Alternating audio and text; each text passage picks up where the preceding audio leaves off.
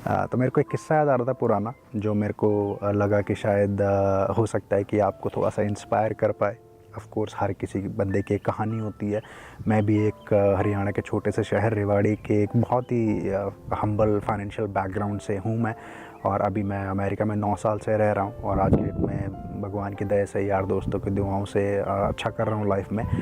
लेकिन टाइम हमेशा ऐसा नहीं था। बहुत बुरे दिन भी देखे हैं।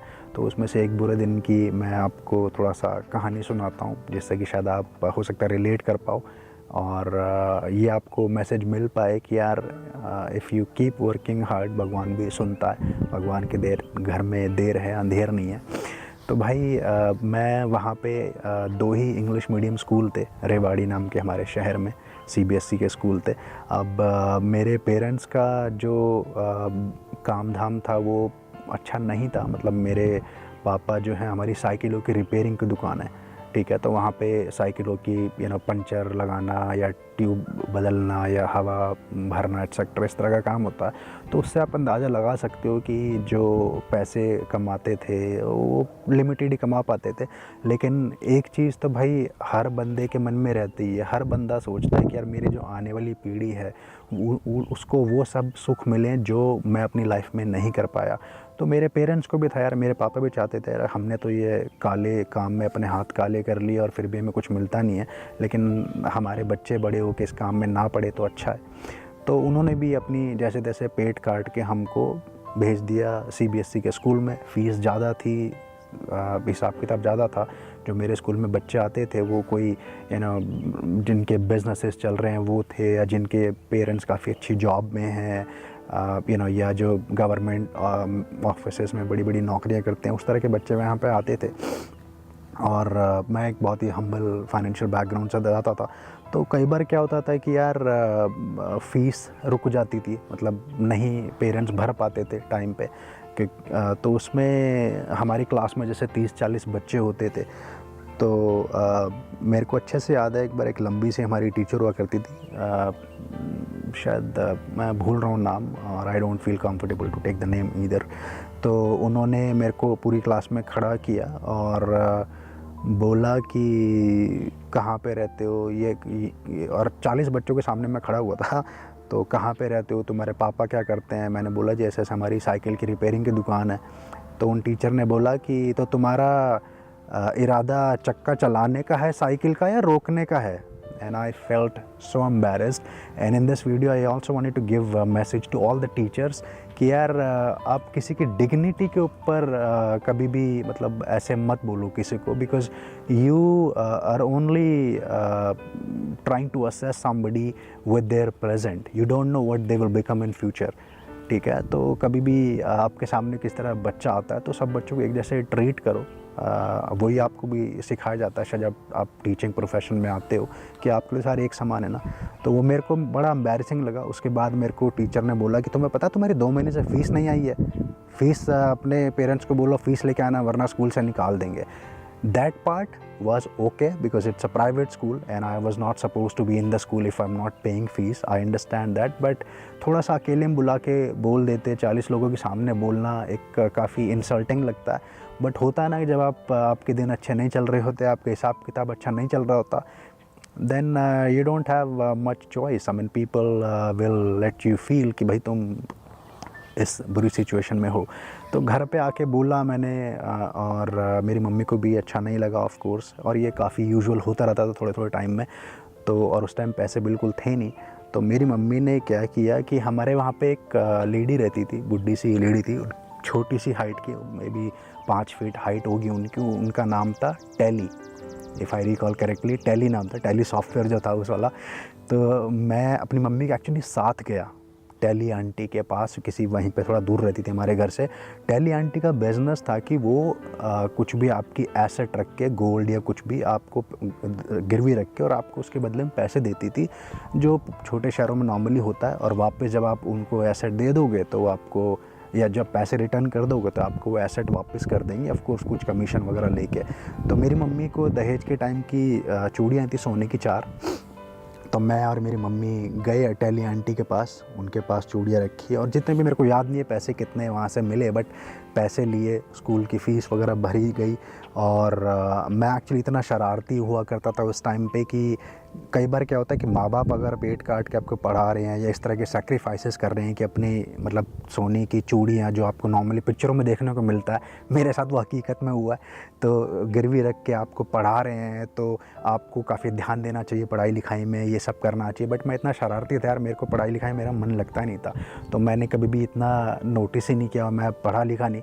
बट फिर भी मेरे पेरेंट्स ने एटलीस्ट अपना साइड का जो कर सकते थे बेस्ट पॉसिबल उस सिचुएशन में वो किया। तो अब अभी क्या हुआ कि जब मैं यहाँ पे आ गया, मैं थोड़ा सेटल हो गया, क्योंकि जब मैंने पढ़ाई बाद में की, थोड़ा अच्छे से की, मतलब बड़े होने के बाद दुनियादारी समझी अच्छे से और थोड़ा कॉमन सेंस लगाया। ऑफ कोर्स थोड़ा भगवान ने भी साथ दिया, बाकी यार दोस्तों की, माँ बाप की, रिश्तेदारों की दुआएं रही सबकी, और वाइफ आई लाइफ में, बच्चे लाइफ में आए, वो अपनी किस्मत लेके आए। तो एनीवेज़ मेरा कहने का मतलब कि आज मैं थोड़ा सेटल महसूस करता हूँ। तो अभी कुछ टाइम पहले मैंने मम्मी को 4 चूड़ियाँ बनवा के दी, क्योंकि मेरे को याद था वो वाला टाइम, और वो टाइम ऐसा था कि हम कभी वापस करके पैसे, वो सोने की चूड़ियाँ जो थी वापस गिरवी छुड़वा ही नहीं पाए उसको, तो वो चला ही गया था।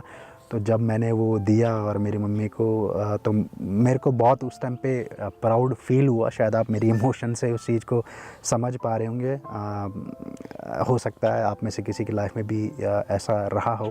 तो यार मैं 2 चीज़ें कहना चाहता था इस वीडियो से, 2 मैसेज कन्वे करना चाहता था कि एक तो ये कि यार माँ बाप जो भी करते हैं, हर माँ ये चाहती है, हर बाप ये चाहता है कि जो सुख वो नहीं ले पाए लाइफ में वो उनके बच्चे लें। तो आपके मम्मी पापा अगर कभी आपको किसी चीज़ के लिए बोलते हैं या कुछ भी करते हैं, तो हमें उनका रिस्पेक्ट करके वो चीज़ सुननी चाहिए। अब कई बार क्या होता है कि मतलब ऐसा भी होता है कि जैसे हम अमेरिका में आ गए या हम दिल्ली, मुंबई किसी मेट्रो सिटी में चले गए, लेकिन हमारे पेरेंट्स अभी भी छोटे शहर में या गांव में रहते हैं। तो जब हमको फ़ोन पे वो समझाते हैं किसी चीज़ के बारे में, तो हमको लगता है कि यार ये कहाँ की फालतू की बातें हैं। हमें लगता है कि हम बहुत एडवांस बन गए हैं, एडवांस उसमें आ गए हैं। तो हम अपने पेरेंट्स को बोलते हैं कि यार नहीं नहीं, यहाँ ये ऐसा पहले होता था, अब नहीं होता। तो ऐसी छोटी छोटी चीज़ें हैं यार जो मैं आपको सजेस्ट करूँगा। If it makes sense, of course I can only share what I think, applying that or not, it's really depend on whether you think it's right or not. तो अगर कभी ऐसा होता है तो पेरेंट्स की बात सुन लेनी चाहिए। You after listening to that just give them importance. उसके बाद आप इम्प्लीमेंट करो ना करो, वो देखने तो आ नहीं रहे हैं वो। तो यार उनको रिस्पेक्ट देते रहो और ध्यान रखो उनका। फ़ोन वोन करते रहो अमेरिका में आप हो तो टाइम पे, क्योंकि आई अंडरस्टैंड कि एक फ़िज़िकल प्रेजेंस तो बीट नहीं की जा सकती, बट एटलीस्ट अगर रेगुलर फ़ोन वगैरह कर लो तो थोड़ा सा एक लगता है कि मेरे साथ भी ऐसा है कि कभी मैं ट्राई करता हूँ फ़ोन वगैरह ट्राई करता हूँ रेगुलर फ़ोन करने का, लेकिन कभी कभी मिस हो जाता है तो मेरी मम्मी मेरे से गुस्सा हो जाती हैं।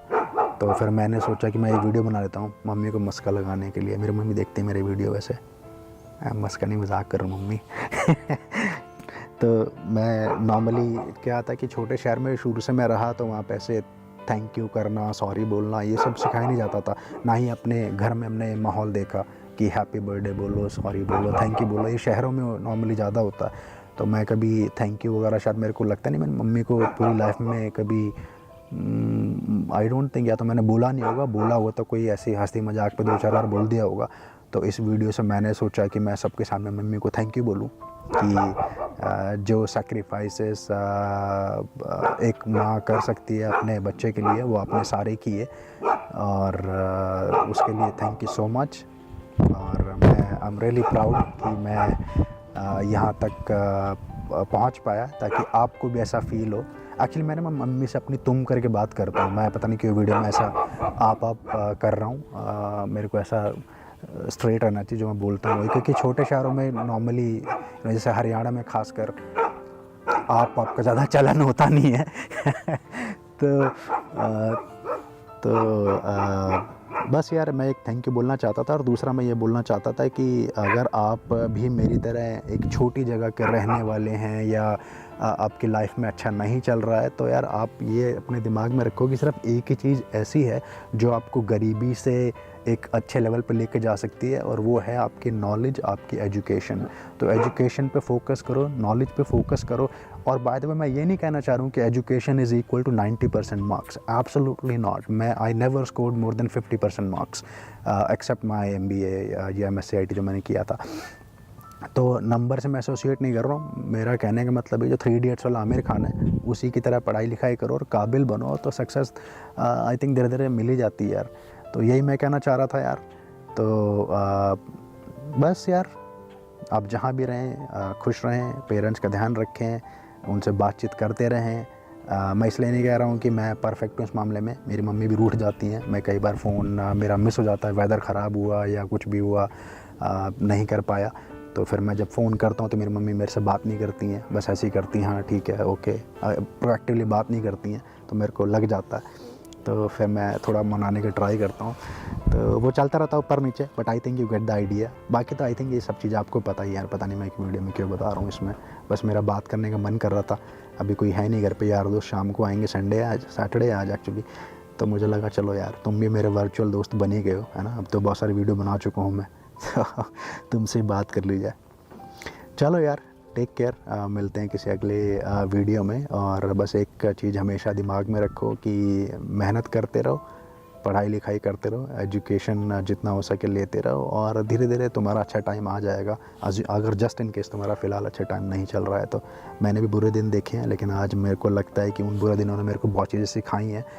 दे मेड मी रिसोर्सफुल, और somehow I feel that poverty is also a blessing in case if you end up leveraging it in a right way and you get out of it.